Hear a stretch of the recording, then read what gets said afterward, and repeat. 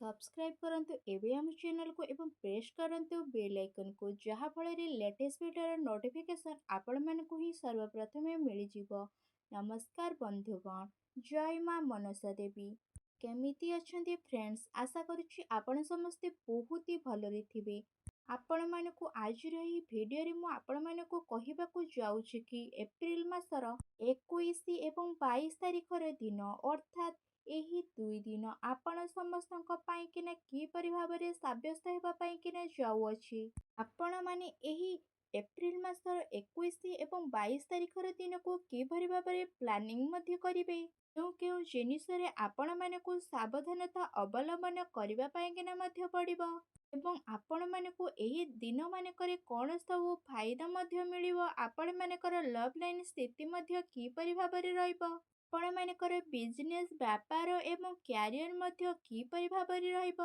ତା ସହିତ ଆପଣମାନଙ୍କର ସବୁଠାରୁ ଗୁରୁତ୍ୱପୂର୍ଣ୍ଣ ଆପଣମାନଙ୍କ ସ୍ୱାସ୍ଥ୍ୟର କିଛି ମହତ୍ୱପୂର୍ଣ୍ଣ ଇନଫର୍ମେସନ୍ ମଧ୍ୟ ମୁଁ ଆପଣମାନଙ୍କୁ ଏହି ଭିଡ଼ିଓରେ ମଧ୍ୟ ଦେବି। ଆଉ ଏ ଭିଡ଼ିଓ ଶେଷରେ ମୁଁ ଆପଣମାନଙ୍କୁ ଗୋଟିଏ ଉପାୟ ବିଷୟରେ ମଧ୍ୟ କହିବି, ଯାହାଦ୍ୱାରା କି ଆପଣମାନେ ଏହି ଦିନକୁ ଆହୁରି ଅଧିକ ସୁଖମୟ ଏବଂ ଶାନଦାର ମଧ୍ୟ କରିପାରିବେ। ଯଦି ମୁଁ ଆପଣମାନଙ୍କୁ ବିଶେଷ ଭାବରେ କହିବି କି କ'ଣ ଆପଣମାନଙ୍କ ପାଇଁ କିନା ସତରେ ଏହି ଏପ୍ରିଲ ମାସର 21 ଏବଂ 22 ତାରିଖର ଦିନ ଅର୍ଥାତ୍ ଆଗାମୀ ଏହି ଦୁଇ ଦିନ ଆପଣମାନଙ୍କ ପାଇଁ କିନା କ'ଣ ସତରେ ପଜିଟିଭ ହେବା ପାଇଁ କିନା ଯାଉଅଛି। ଯଦି କହିବି କି ବନ୍ଧୁଗଣ, ଆପଣମାନଙ୍କର ଭିତ୍ତିୟ ସ୍ଥିତିରେ କାଫି ସୁଧାର ମଧ୍ୟ ଆସିବ। ତା ସହିତ କିଛି ନୂଆ କରିବା ପାଇଁ କିନା ଏହି ଦିନ ବହୁତ ହି ଅନୁକୂଳ ସାବ୍ୟସ୍ତ ମଧ୍ୟ ହେବ। ଆପଣମାନଙ୍କର ପରିଶ୍ରମ ପରିଣାମର ସାର୍ଥକତା ମଧ୍ୟ ଆପଣମାନଙ୍କୁ ଅବଶ୍ୟ ହିଁ ପ୍ରାପ୍ତ ହେବ। ଯୁବାବର୍ଗଙ୍କ ପାଇଁ କିନା କୌଣସି ଭଲ ସମ୍ପର୍କିତ ଆସ୍ଥିତି ମଧ୍ୟ ଉତ୍ପନ୍ନ ହୋଇପାରେ।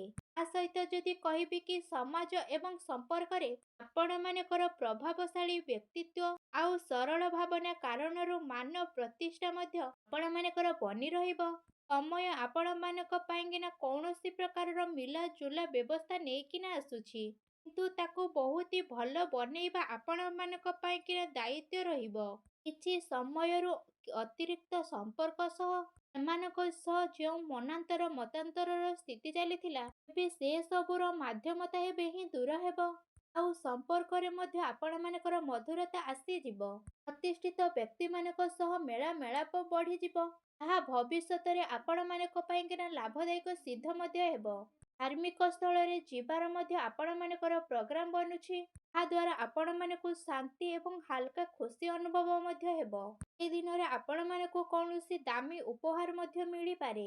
ବିଦ୍ୟାର୍ଥୀମାନଙ୍କୁ ତାଙ୍କର ଚାକିରି ସମ୍ବନ୍ଧିତ କୌଣସି କ୍ଷେତ୍ରରେ ବଡ଼ ସୁଯୋଗ ମିଳିବାର ବିଶେଷ ସୂଚନା ମଧ୍ୟ ମିଳୁଛି। ସେଥିପାଇଁ କିନା ଆପଣମାନଙ୍କର କାର୍ଯ୍ୟରେ ପୁରା ପରିଶ୍ରମ କରନ୍ତୁ। ତା ସହିତ ଆପଣମାନଙ୍କର ସିଦ୍ଧାନ୍ତ ଦ୍ୱାରା କୌଣସି ପ୍ରକାରର ସଂଯମତା ଆଦୌ ବି କରନ୍ତୁ ନାହିଁ। ପ୍ରତିଭାଶାଳୀ ଏବଂ ପ୍ରଭାବମାନ ବ୍ୟକ୍ତିମାନଙ୍କ ସହ ଅଧିକରୁ ଅଧିକ ଟାଇମ୍ ବ୍ୟତୀତ ମଧ୍ୟ କରନ୍ତୁ। ଫଳରେ ଆପଣମାନଙ୍କର ଆତ୍ମବଳ ଏବଂ ଆତ୍ମବିଶ୍ୱାସ ବହୁତ ହି ଭଲ ରହିବ। ତା ସହିତ ଆପଣମାନଙ୍କର ନକାରାତ୍ମକ ବିଶ୍ୱାସ ମଧ୍ୟ ଦୂର ହେବ। ଭାଗ୍ୟଠାରୁ ଅଧିକ ଆପଣମାନେ ଆପଣମାନଙ୍କର କର୍ମ ଉପରେ ବିଶ୍ୱାସ କରିବେ। ଦିନ ଆପଣମାନଙ୍କ ପାଇଁକିନା ଏହି ଦିନରେ ବହୁତ ହି ଭଲ ରହିବ। ଆସନ୍ତୁ ଏବେ ଜାଣିବା ଆପଣମାନଙ୍କର ଏହି ଦିନ ମାନଙ୍କରେ କ'ଣ ନେଗେଟିଭ ମଧ୍ୟ ରହିବ। ବନ୍ଧୁଗଣ, କୌଣସି ବି କଥାକୁ ନେଇକିନା ଭାଇ ଭଉଣୀ ମାନଙ୍କ ମଧ୍ୟରେ ମତାନ୍ତର ମଧ୍ୟ ହୋଇପାରେ। ବୃଦ୍ଧ ଲୋକଙ୍କ ଦ୍ୱାରା ଖରାପ ସମ୍ବନ୍ଧ ହେବାଠାରୁ ଆପଣମାନେ ଦୂରେଇ ରଖନ୍ତୁ। ଘରେ କୌଣସି ନୁକସାନ ମଧ୍ୟ ଆସିପାରେ, ତେଣୁ ଆପଣମାନେ ଟିକେ ସାବଧାନତା ରୁହନ୍ତୁ। ତା ସହିତ ଘରେ କୌଣସି ବୃଦ୍ଧ ଲୋକମାନଙ୍କର ସ୍ୱାସ୍ଥ୍ୟକୁ ନେଇକି ଆପଣମାନଙ୍କର ଏହି ଦିନ ମାନଙ୍କରେ ଚିନ୍ତା ରହିବ। ଏ କ୍ଷେତ୍ରରେ ଆପଣମାନଙ୍କୁ ଡକ୍ଟରଙ୍କ ପାଖକୁ ମଧ୍ୟ ଯିବା ପାଇଁକିନା ପଡ଼ିପାରେ।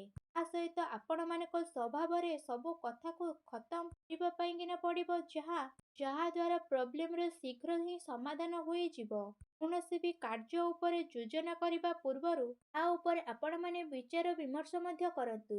ତା ସହିତ କୌଣସି ବି ସମାଚାର ମିଳିବା କାରଣରୁ ମନରେ ଆପଣମାନଙ୍କର ଉଦାସୀ ଭାବନା ମଧ୍ୟ ଆସିପାରେ, କିନ୍ତୁ ଆପଣମାନେ ସେ ସବୁରୁ ହିଁ ଶୀଘ୍ର ହିଁ ବାହାରିଯିବେ।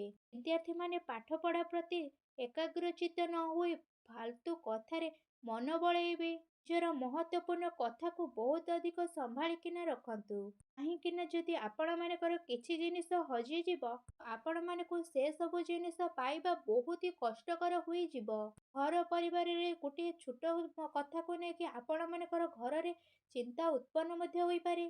ସେଥିପାଇଁକିନା ଅଧିକ କ୍ରୋଧ କରିବା ଠାରୁ ଦୂରେଇକିନା ରୁହନ୍ତୁ। ସାମାଜିକ ଗତିବିଧିରେ ଧ୍ୟାନ ନ ଦେଇକି କୌଣସି ଘନିଷ୍ଠ ବ୍ୟକ୍ତି ମଧ୍ୟ ଆପଣମାନଙ୍କ ଉପରେ ନାରାଜ ମଧ୍ୟ ହୋଇପାରନ୍ତି। ସେ ସବୁ ଉପରେ ଆପଣମାନେ ଧ୍ୟାନ ନ ଦେଇକି ଆପଣମାନେ ଆପଣମାନଙ୍କର କର୍ମ ଉପରେ ଧ୍ୟାନ ଦିଅନ୍ତୁ। ବରିଷ୍ଠ ଲୋକମାନଙ୍କର ମାନ ସମ୍ମାନ ଆପଣମାନଙ୍କୁ ଏବେ ହିଁ ଅବଶ୍ୟ ହିଁ ପ୍ରାପ୍ତ ହେବ। ଆସନ୍ତୁ ଏବେ ଜାଣିବା ଆପଣମାନଙ୍କର ଏ ଦିନମାନଙ୍କର ଲଭ୍ ଲାଇନ୍ ସ୍ଥିତି ମଧ୍ୟ କିପରି ଭାବରେ ରହିବ।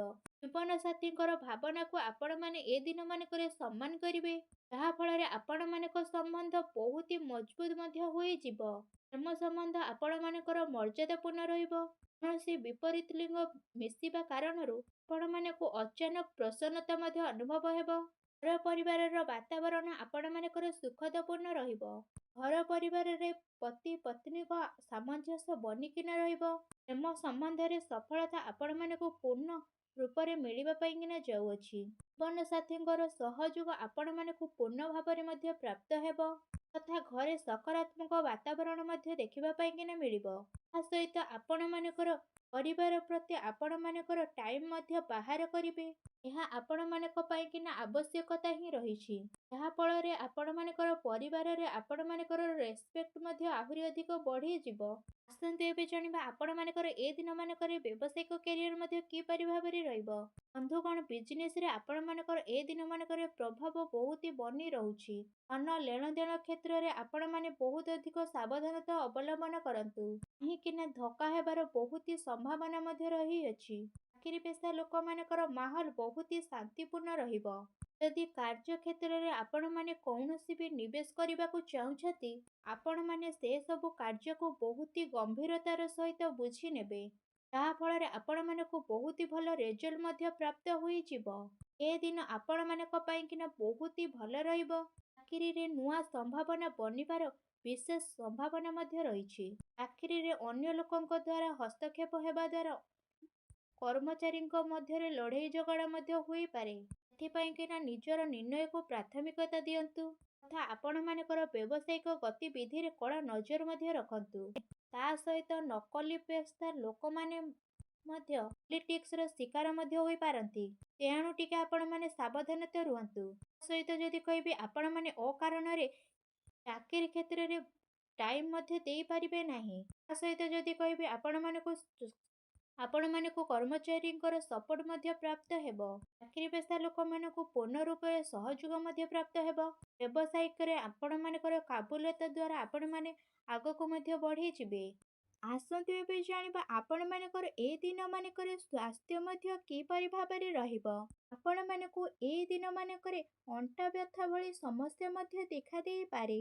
ସେଥିପାଇଁକିନା ଆପଣମାନେ ଯେତେ ସମ୍ଭବ ଦେହର ଯତ୍ନ ନିଅନ୍ତୁ ଏବଂ ଆପଣମାନେ ଆୟୁର୍ବେଦିକ ଜିନିଷର ସେବନ ମଧ୍ୟ କରନ୍ତୁ। ତା ସହିତ ଆପଣମାନେ ଆପଣମାନଙ୍କର ସ୍ୱାସ୍ଥ୍ୟକୁ ଆହୁରି ଅଧିକ ଭଲ ରଖିବା ପାଇଁକିନା ଆପଣମାନେ ପ୍ରତ୍ୟେକ ଦିନ ଯୋଗ କରନ୍ତୁ ଏବଂ ବ୍ୟାୟାମ କରନ୍ତୁ ଏବଂ ସୁଖାସନ ମଧ୍ୟ ନିହାତି ଭାବରେ କରନ୍ତୁ।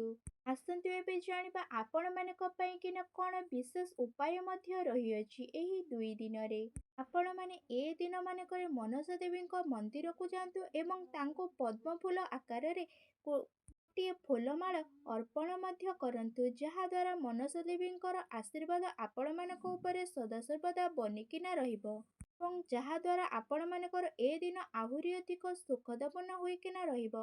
ଆଶା କରୁଛି ଆଜିର ଏହି ଭିଡ଼ିଓଟି ଆପଣମାନଙ୍କୁ ବହୁତ ମାତ୍ରାରେ ଭଲ ଲାଗିଥିବ। ମନସା ଦେବୀଙ୍କର ଆଶୀର୍ବାଦ ଆପଣମାନଙ୍କ ଉପରେ ସଦାସର୍ବଦା ରହିଥାଉ। ଯଦି ଆଜିର ଏହି ଭିଡ଼ିଓଟି ଆପଣମାନଙ୍କୁ ଭଲ ଲାଗିଥିବ ତେବେ କମେଣ୍ଟ ବକ୍ସରେ ଜୟ ମା ମନସା ଦେବୀ ବୋଲି ଅବଶ୍ୟ ଲେଖନ୍ତୁ। ପୁଣି ଦେଖା ହେବ ଏକ ନୂତନ ଭିଡ଼ିଓ ମାଧ୍ୟମରେ। ସେ ପର୍ଯ୍ୟନ୍ତ ବିଦାୟ ଦିଅନ୍ତୁ। ରହୁଛି। ଧନ୍ୟବାଦ।